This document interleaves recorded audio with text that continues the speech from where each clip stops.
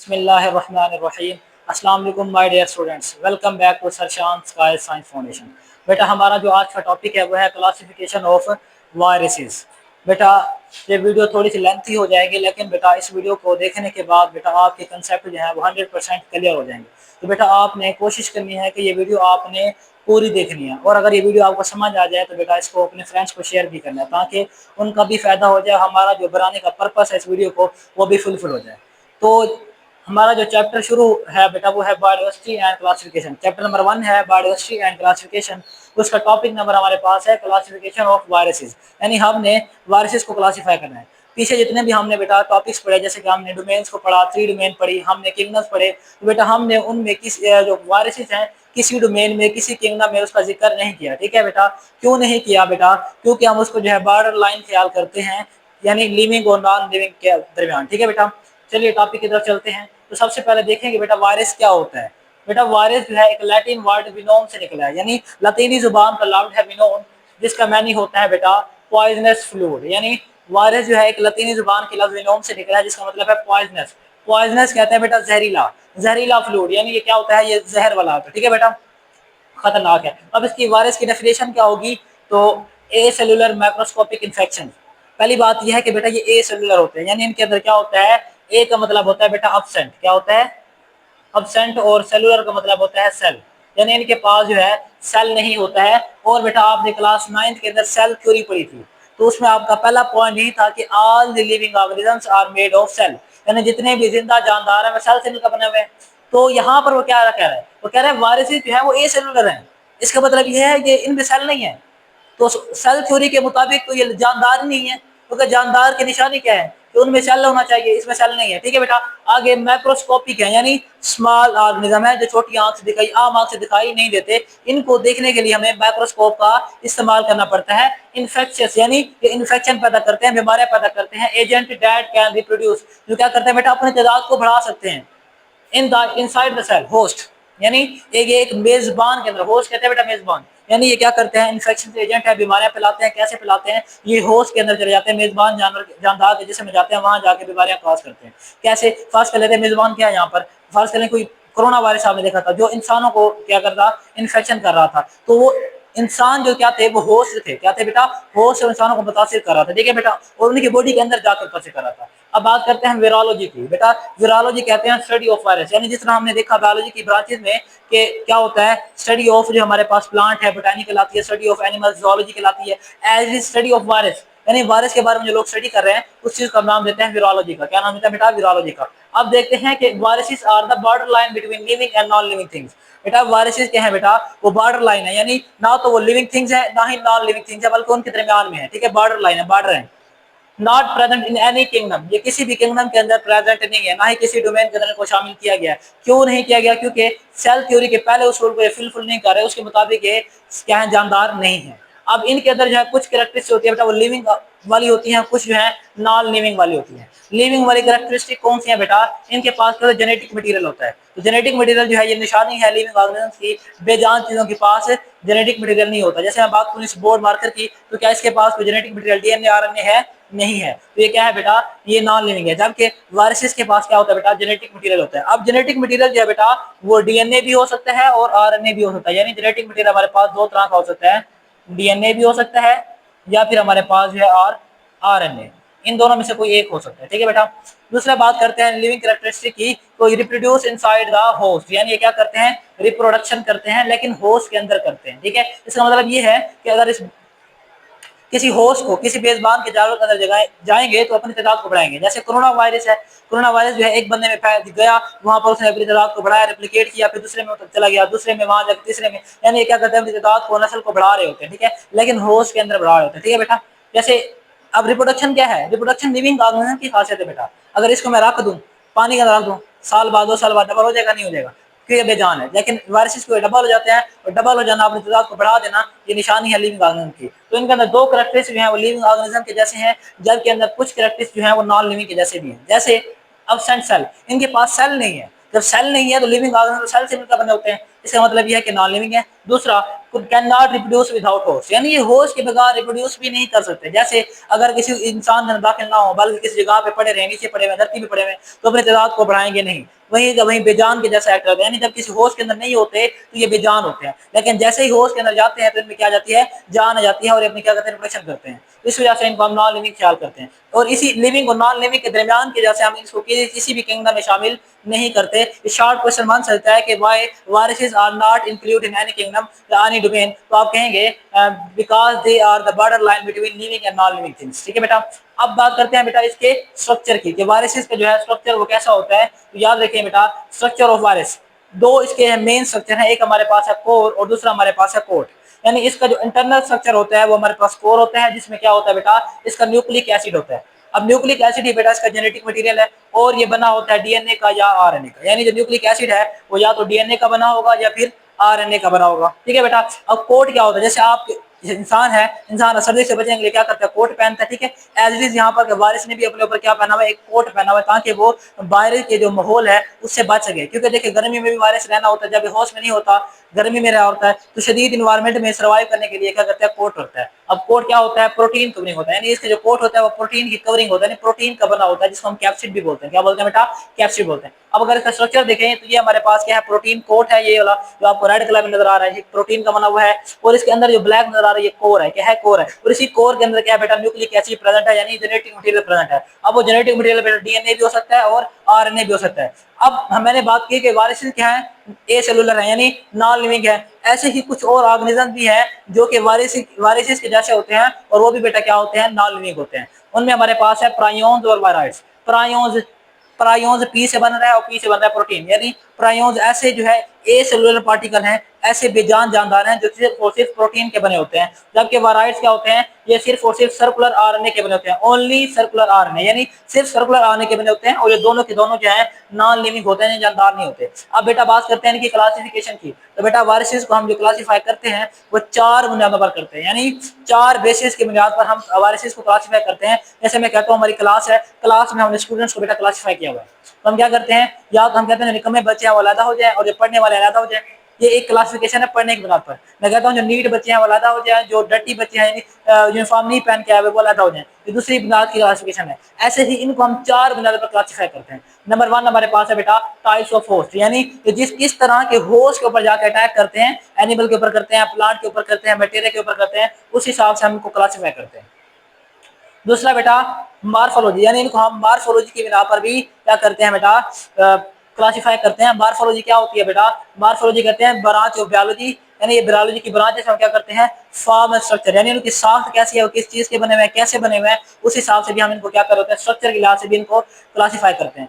Third जो classes है वो है टाइप ऑफ जेनेटिक मटेरियल, यानी इनका जो जेनेटिक मटेरियल है वो किस चीज का बना होता है, कैसा होता है, डीएनए वाला होता है या आरएनए वाला होता है, इस हिसाब से भी हम इनको क्या करते हैं बेटा, क्लासीफाई करते हैं। फोर्थ जो क्लासिफिकेशन है वो है रेप्लिकेशन स्ट्रेटजी, यानी वो किस बिना पर रेप्लिकेट करते हैं, अपनी तादाद को बढ़ाते हैं, इस हिसाब से भी हम इनको क्लासीफाई करते हैं। तो सबसे पहले जो हमारी क्लासिफिकेशन है वो है on the basis of host, यानी जो हमारे पास वायरसेस हैं बेटा वो होस्ट की बुनियाद पर कितनी टाइप्स में डिवाइड होते हैं। तो बेटा जो वायरसेस होते हैं वो होस्ट की बिना पर 4 टाइप्स में डिवाइड होते हैं। नंबर वन हमारे पास है एनिमल वायरस, नंबर टू पे बेटा हमारे पास है प्लांट वायरस, और थर्ड पे हमारे पास बैक्टीरियोफेज, और फोर्थ पे है आर्किया आर्किया वायरस। यानी देखें कि चार तरह के इसमें होस्ट होते हैं। नंबर वन है हमारे पास एनिमल वायरस, नाम से ही जाहिर है ऐसे वायरस जो क्या करते हैं बेटा, एनिमल को इन्फेक्ट करते हैं, एनिमल को मुतासिर करते हैं, एनिमल में बीमारियां काज करते हैं, और इनमें बेटा ह्यूमंस भी आ जाते हैं। क्या जाता है, ह्यूमंस भी क्या है, एनिमल है ना, तो इसमें क्या हो जाता है, इंक्लूडिंग ह्यूमंस, दे इन्फेक्ट एनिमल्स इंक्लूडिंग ह्यूमंस। अब इनके एग्जांपल्स क्या है बेटा, इन्फ्लुएंजा वायरस और रेबीज वायरस, यानी इन्फ्लुएंजा वायरस जो फ्लू काज करता है, और रेबीज वायरस क्या है, ये एनिमल वायरस है। दूसरा बात करते हैं प्लांट वायरस। प्लांट वायरस यानी वो वायरस जो क्या करते हैं बेटा, प्लांट्स को मुतासिर करते हैं, यानी इनफेक्ट प्लांट सेल, यानी ये क्या करते हैं बेटा, प्लांट सेल को मुतासिर करते हैं। इसके एग्जांपल क्या है बेटा, tobacco mosaic virus. Tobacco mosaic virus, इसको बेटा शॉर्ट फॉर्म में हम टीएमवी भी कहते हैं, टी से टोबैको, एम से मोज़ेक और वी से virus, TMV, tobacco mosaic virus. दूसरा हमारे पास है पोटैटो वायरस एक्स, ये हमारे पास क्या है, प्लांट वायरस की एग्जांपल्स हैं। थर्ड जो हमारे पास कैटेगरी है वो है बैक्टीरियोफेज। बैक्टीरियोफेज क्या होता है बेटा, अगर इस लफ्ज में गौर करें, ये दो लफ्ज से मिलकर बना है bacteria plus phase. Bacteria phases कहते हैं बैक्टीरिया किसको, ईटिंग को, यानी बैक्टीरिया फेज का मतलब होगा ईटिंग बैक्टीरिया, यानी वो वायरसेस जो बैक्टीरिया को ईट करते हैं, खाते हैं। इनके एग्जांपल हमारे ये क्या करते हैं बेटा, इन्फेक्ट बैक्टीरिया और इनको हम कहते हैं फेजिस, यानी ये क्या करते हैं, बैक्टीरिया को इन्फेक्ट करते हैं, बैक्टीरिया में बीमारियां काज करते हैं और इनका दूसरा नाम हमारे पास है फेजिस, यानी इनको हम फेज भी कहते होते हैं। इसके एग्जांपल हमारे पास है T4 फेज, क्या है T4 फेज और लैम्डा फेज। नेक्स्ट देखते हैं बेटा आर्किया वायरस, इसको आर्कियल वायरसेस भी कहते हैं बेटा, और ये क्या करते हैं, डोमेन आर्किया के जितने भी ऑर्गेनिजम्स हैं, डोमेन आर्किया वाले, डोमेन आर्किया के ऑर्गेनिज्म को बेटा ये अफेक्ट करते हैं, इसलिए इसको आर्कियल वायरसेस कहते हैं। एग्जांपल्स हमारे पास है सल्फोलोबासिस स्पिंडल शेप, सल्फोलोबासिस स्पिंडल शेप, ठीक है बेटा। अब बात करते हैं बेटा इनकी on the basis of morphology, यानी मार्फोलॉजी फॉर्म एंड स्ट्रक्चर, साख के लिहाज से दिखने में कैसे हैं, उस लिहाज से हम इनको कितने टाइप्स में डिवाइड करते हैं बेटा, तो उस लिहाज से हम इनको 5 टाइप्स में डिवाइड करते हैं। नंबर 1 देखिए, मार्फोलॉजी क्या है बेटा, मार्फोलॉजी का मतलब होता है study of form and structure, form and structure, यानी कोई जानदार की फॉर्म शक्ल कैसी है, वो कैसा बना हुआ है, उस बिना पर जो हम क्या करते हैं वायरसेस को क्लासिफाई करते हैं 5 टाइप्स के अंदर। नंबर 1 हमारे पास है हेलिकल वायरस, यानी नाम से जाहिर है कि इसकी जो शेप होगी बेटा हेलिकल शेप होगी, ठीक है। रॉड लाइक कैप्सिड होता है विद हेलिकल और स्पाइरल अरेंजमेंट्स, यानी ये क्या होता है, रॉड लाइक स्ट्रक्चर होता है, ये देखिए आपको नजर आ रहा है, रॉड लाइक स्ट्रक्चर होता है, हेलिकल होता है। इसके हमारे पास क्या है, रॉड लाइक कैप्सिड, ये क्या है हमारे पास कैप्सिड है, प्रोटीन कोट है जो कि रॉड की शेप में है, और इसके अंदर क्या होता है बेटा, स्पाइरल अरेंजमेंट्स होती है, किस चीज की बेटा, स्पाइरल अरेंजमेंट होती है, दिख रहे हैं आपको डीएनए आरएनए वगैरह की, ठीक है बेटा। इसके एग्जांपल हमारे पास है TMV, tobacco mosaic virus, rabies virus, ये दो इसकी बेटा एग्जांपल्स हैं। अब इनके पास क्या होता है, अकोसाहेड्रल वायरस, सेकंड टाइप से हमारे पास अकोसाहेड्रल वायरस। अकोसाहेड्रल वायरस क्या होता है, अकोसाहेड्रल शेप, यानी इनकी क्या होती है, अकोसाहेड्रल शेप होती है। अकोसाहेड्रल शेप बेटा ऐसी शेप को कहते हैं जिसकी क्या हो 20 फेजेस, यानी 20 फेज हो और 30 एजेस हो, क्या हो 30 एजेस हो। अब ये देखें, मैंने यहाँ बनाने की कोशिश की है, ये हमारे पास अकोसाहेड्रल शेप है जिसमें क्या है 1 2 3 4 5 6 7 8 9 10, 10 जो है फ्रंट पे फेजेस है और 10 जो है इसके बैक पे फेजेस होंगी, तो ये हमारे पास 20 फेजेस वाली शेप है, अकोसाहेड्रल शेप कहते हैं बेटा। और have a capsid with symmetrical arrangements, यानी इनका जो कैप्सिड होता है बेटा उसमें सिमेट्रिकल अरेंजमेंट्स होती है, ठीक है बेटा। अब इसके एग्जांपल हमारे पास है एडिनो वायरस, हर्पस वायरस, ये दो हमारे पास क्या है, अकोसाहेड्रल शेप रखते हैं। थर्ड बात करते हैं कम्प्लेक्स वायरस, नाम से ही जाहिर है कि ये क्या होता है, कम्प्लेक्स इसका स्ट्रक्चर होता है, यानी इसमें क्या होता है, कॉम्बिनेशन ऑफ हेलिकल प्लस अकोसाहेड्रल, यानी ये हेलिकल और अकोसाहेड्रल का कॉम्बिनेशन है, यानी इनमें हेलिकल की तरह रॉड, हेलिकल की तरह क्या होगा बेटा, कैप्सिड होगा, और है अकोसाहेड्रल की तरह इसके फेसिस होंगे, ठीक है बेटा, इसलिए इसको बोलते हैं कम्प्लेक्स वायरस। अब कुछ में क्या होता है, समटाइम्स कंटेन टेल, बाद जो कम्प्लेक्स वायरस है इसके साथ इसकी टेल यानी दुम भी प्रेजेंट होती है। एग्जांपल हमारे पास है T4 बैक्टीरियोफेज, T4 बैक्टीरियोफेज जो है बेटा ये हमारे पास कम्प्लेक्स वायरस की एग्जांपल है। इस अगर डायग्राम को देखें तो ये हमारे पास क्या कैप्सिड है, जिसको हम क्या कहते हैं, हेड भी कहते हैं, क्या कहते हैं बेटा, इसी को हम वायरस का हेड भी कह रहे होते हैं, ये कैप्सिड भी होता है और ये हेलिकल शेप में आ जाता है। दूसरा हमारे पास क्या है, ये हमारे पास टेल शीट है, यानी जिसके साथ क्या लगे होते हैं, टेल जुड़ी होती है, टेल शीट। और ये हमारे पास क्या है, इस वायरस का कॉलर है जिसके साथ टेल शीट प्रेजेंट है, और टेल शीट के साथ कहते हैं टेल जुड़ी होती है, यानी क्या जुड़ी होती है बेटा, टेल यानी दुम जुड़ी होती है, टांगे जुड़ी होती है। तो मैंने बताया था कि कुछ के अंदर क्या होता है, टेल भी प्रेजेंट होती है। ये हमारे पास क्या है, बैक्टीरियोफेज की डायग्राम है। नेक्स्ट डिस्कस करते हैं बेटा इनवेलप्ड वायरस, यानी इन्वेलप को देखें तो इन्वेलप का मतलब होता है किसी चीज की आउटर कवरिंग। जैसे आप क्या करते हैं, कागज इन्वेलप कहते हैं किसी लिफाफे को जिसमें आप पैसे वगैरह देते हैं, या आपने किसी को कभी खत भेजा हो, डॉक्यूमेंट्स भेजे हो, तो येलो कलर का लिफाफा होता है, इसमें आप डाल के देते हैं, तो कवरिंग, इन्वेलप का मतलब है कवरिंग, ठीक है बेटा।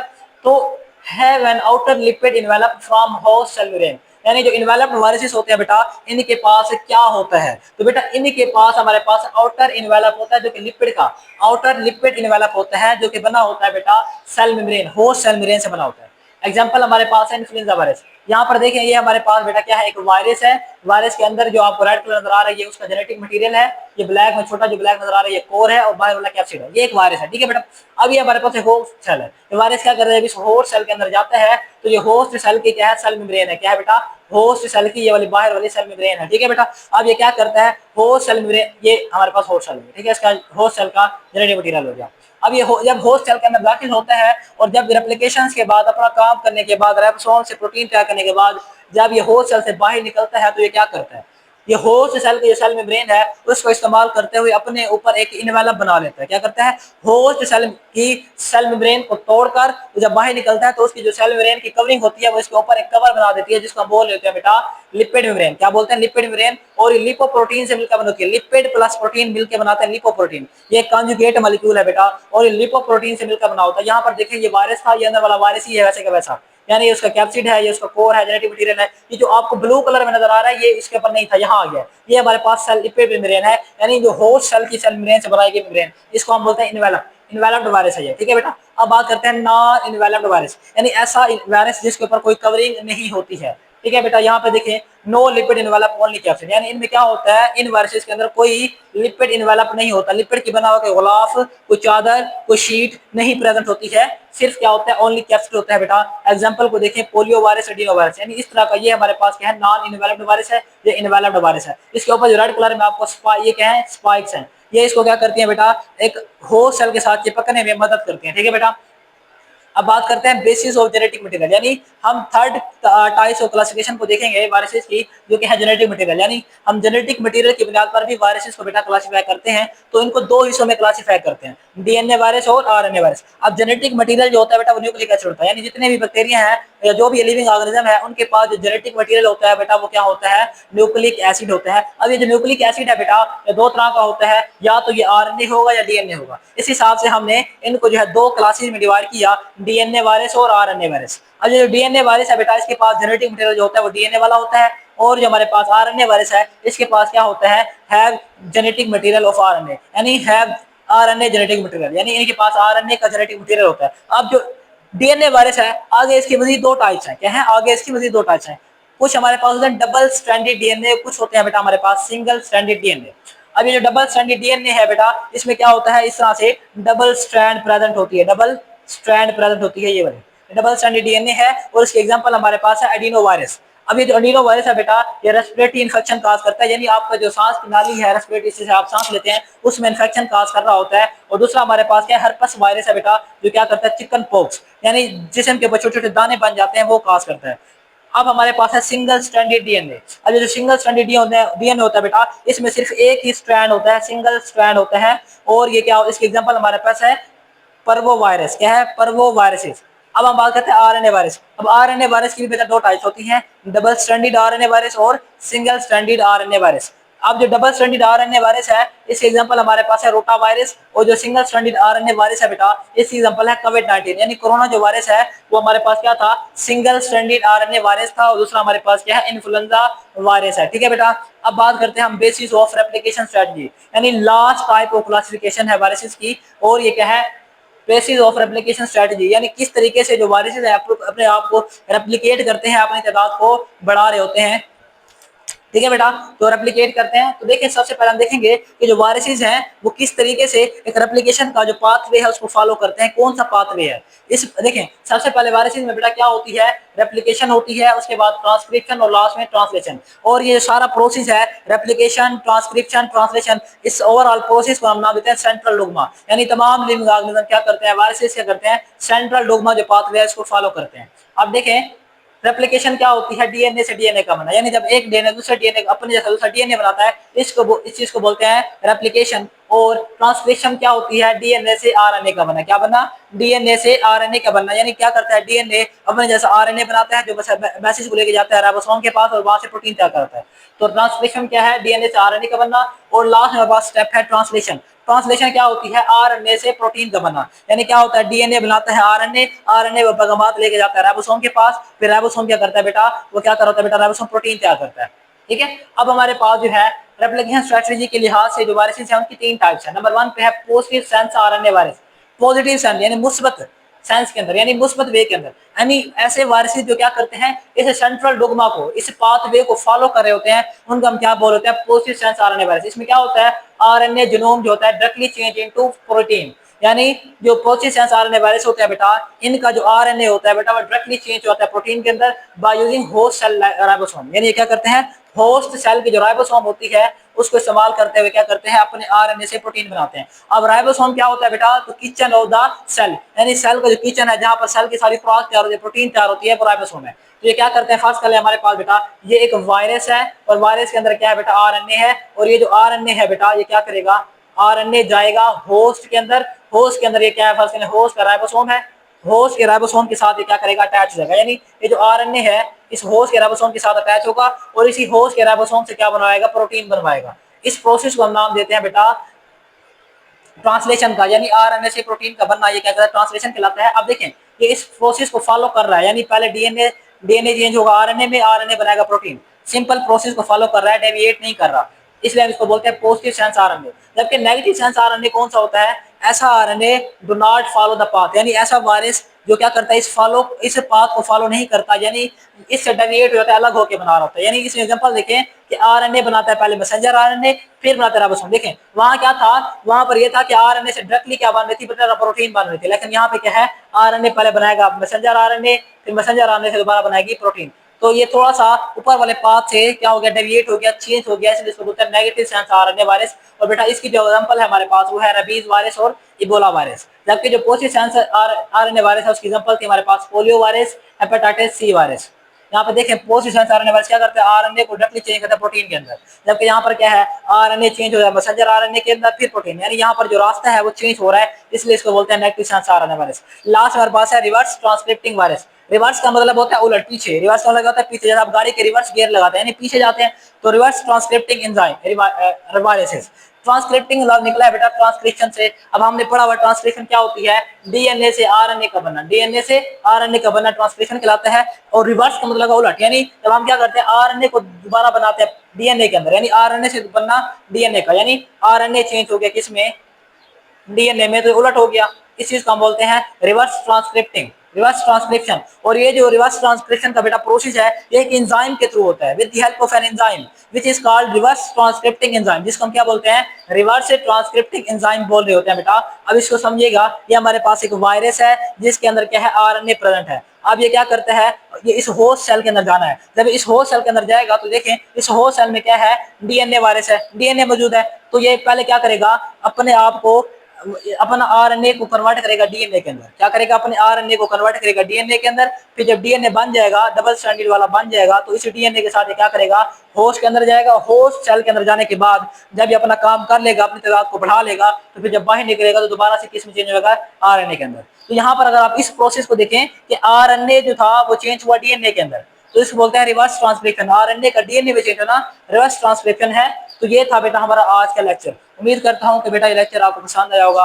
अगर ये वीडियो पसंद आई है तो बेटा वीडियो को लाइक करें, शेयर करें, हमारे चैनल को सब्सक्राइब करें। अल्लाह हाफिज़।